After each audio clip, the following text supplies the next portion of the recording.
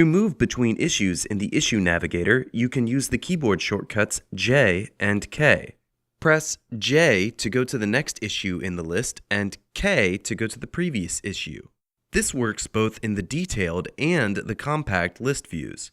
The current issue is highlighted in blue, and you can use the other keyboard shortcuts to edit the highlighted issue directly.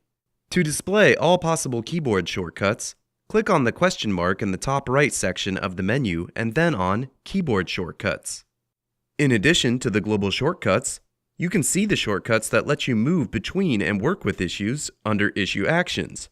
For example, you can edit an issue with the E shortcut, or assign it to a user with the A shortcut. In this dialog, you can see whether keyboard shortcuts are enabled.